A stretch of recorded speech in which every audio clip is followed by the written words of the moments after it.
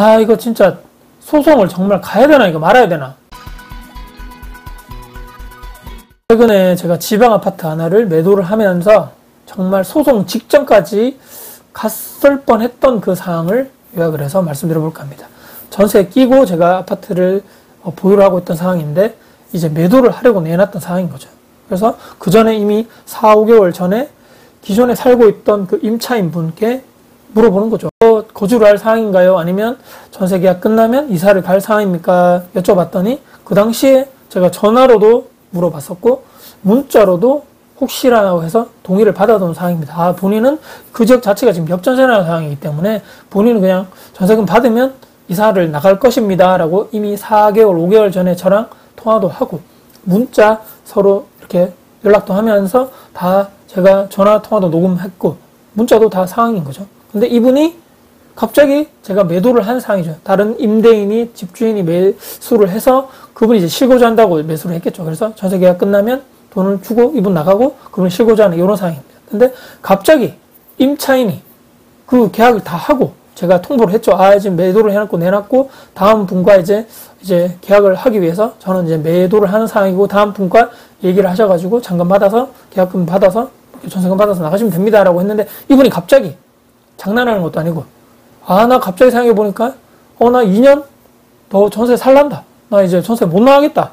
뭐 배째라 이런 상황이 갑자기 제가 유튜브나 어디 신문 뉴스 기사에서만 볼 법한 그런 일이 저에게 딱 발생된 거죠.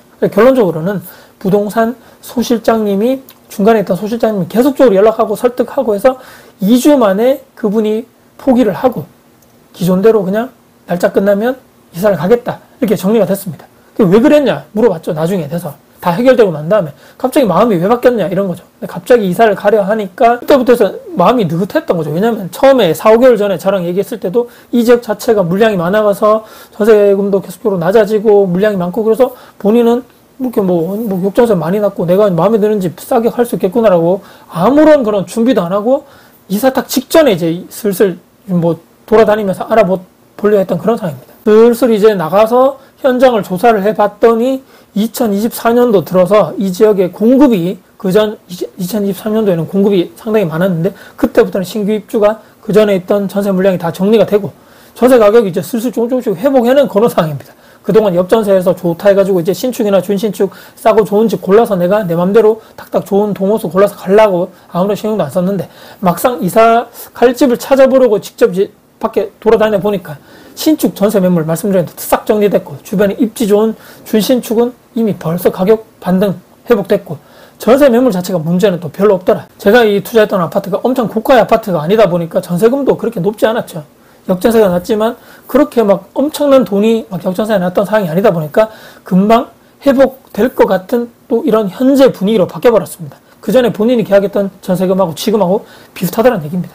그래서 이분은 전세금 본인이 가지고 있던 약간의 돈과 전세 자금 대출이 이분이 받아서 들어왔는 상황인데 이사 가려 했더니 막 여의치 않은 거죠. 그래서 마음이 바뀌어서 아, 이사 못 나가겠다.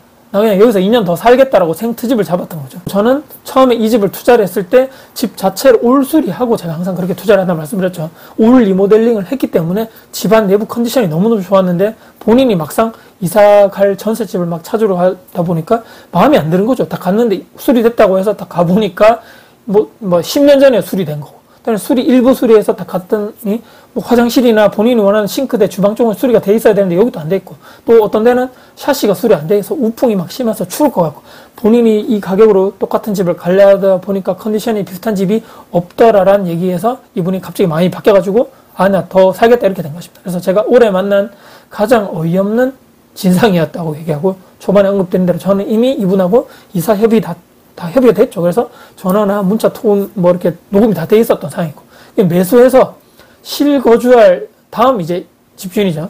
이분 또한 그 전에 살던 그 집과 잔금 일정 다 잡혀 있는 거죠. 보통 이사 가는 것은 우리들만 되는 것이 아니고 사실 분과 이 그 전에 있던 또 그분도 사실 그 집도 잔금이 다 돼 있고 일정이 다 하루에 다 이렇게 맞물려져 있는 이런 모든 것이 일정대로 흘러가고 있는데 지금 갑자기 이런 식으로 틀어져 버리면 이거는 법적으로 가면 임차인 이분이죠.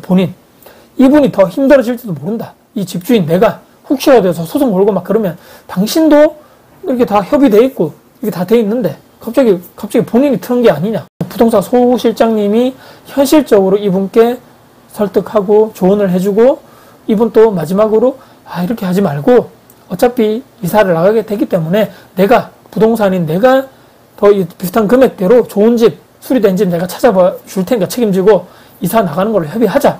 동의서까지 그때 가서 찾아가서 받고 나머지 매도 절차를 마무리가 된 최근에 정말 시급했던 사투리로 말씀드리면 시급했던 상황입니다. 법이라는 거죠. 법이라는 것은 감정이 없다라고 얘기하고 법은 최소한의 도덕이라는 얘기가 있습니다.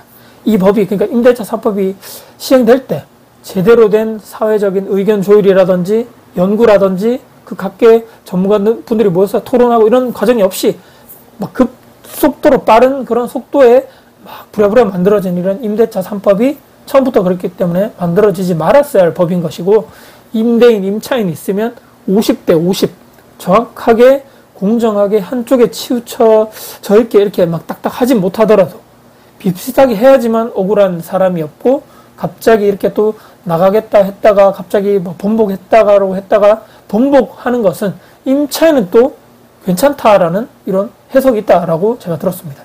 이런 법이 도대체 어디 있냐 말입니다. 이거 만든 사람들 다 어디 갔는지 모르겠는데, 본인이 이제 집주인하고 협의를 해서 이제 계약갱신 청구권을 쓰면 한 번은 쓸 수 있죠. 그래서 2년간 더 연장이 되는데, 임대인도 그러면 계약서 썼고 2년이라고 다 알고 있는 거죠. 그래서 근데 이분이 갑자기 임차인이 갑자기 마음이 바뀌어가지고 살다가 3, 4개월 살다가 뭐 1년 살다가 나 갑자기 중간에 나가겠다라고 임차인 사정에 의해서 이사를 나가겠다라 하면 본인이 구해주고 보통 복비 부담하고 다음 분 구해주고 뭐 이렇게 돼야 되는데, 이것이 아니고 묵시적 계약과 동일하게 적용된다. 나가겠다라고 한 시점에서부터 3개월, 최대 3개월 안에는 전세금을 반환을 해줘야 된다. 이건 정말 여러분들 어느 쪽에 편을 들라는 얘기가 아니고 이건 정말 아니라는 생각입니다. 임대인이나 집주인, 다주택자, 임대사업자 이분들이 정말 시청자, 구독자님들께 제가 정말 여쭤보고 싶은 게 있습니다. 이분들이 정말 적폐 세력이고 나쁜 사람들이고 기득권이고 갑질하는 사람들이고 욕심만 가득한 이런 탐욕쟁이들이 맞습니까? 이 프레임을 도대체 누가 만들었습니까?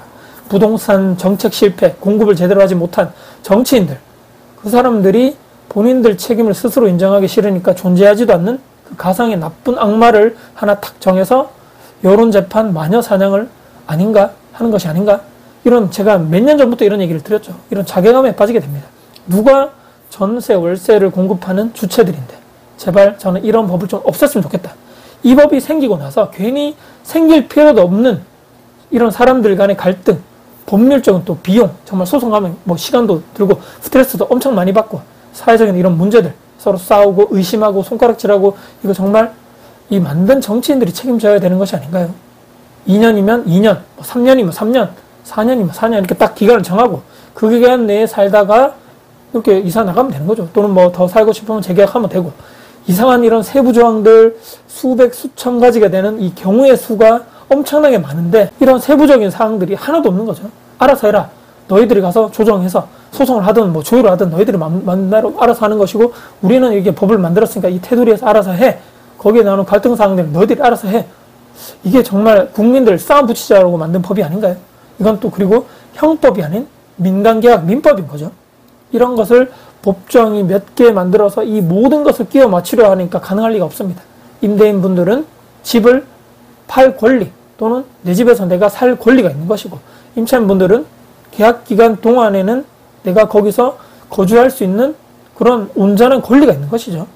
이런 거 기존에 그전에는 잘 지켜왔는데 괜히 인위적인 임대료 상한법, 계약갱신 청구 이런 걸 만들어 놓으니까 사회적인 이런 혼란의 갈등을 도대체 누가 책임지느냐라는 이런 제가 의문을 좀 드리고 싶습니다. 최근에 이분도, 이 사실은 이분도 이런 법이 없었으면 이런 생각조차 안 했겠죠. 내가 갑자기 뭐 번복을 해가지고 이사 나가겠다 그랬는데 갑자기 번복해서 나 더 살겠다라는 이런 이야기를 누군가에게 들었을 것입니다. 최근에 정말 겪고 싶지 않고 이런 경험적인 일들이 있죠. 이런 임대차 3법 내에 있던 계약갱신 청구권을 임차인분들이 이사를 나가겠다고 했는데 다시 번복하게 되면서 매도 사항이 꼬이고 이런 스트레스, 그 단기간이었지만 이거 정말 소송까지 가봐야 돼서 이걸 해야 되는 것인가라는 엄청나게 고민을 했던 제 최근에 이런 상황을 여러분들께 한번 정리를 해서 말씀드려봤습니다. 여러분들께는 이런 일이 벌어지지 않았으면 좋겠다라는 말씀드리면서 어쩌겠습니까? 법이 지금 이렇게 돼 있기 때문에 철저하게 이렇게 서로 나중에 법적 분쟁이 없도록 철저하게 서로 협의를 잘 하셔가지고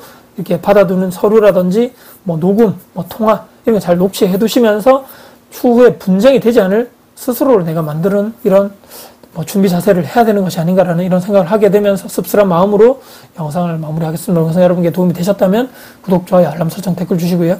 제 영상 주변 분들께 공유될 가치가 있다고 생각하신다면 널리 공유 부탁드리겠습니다. 여러분들 진심으로 응원합니다.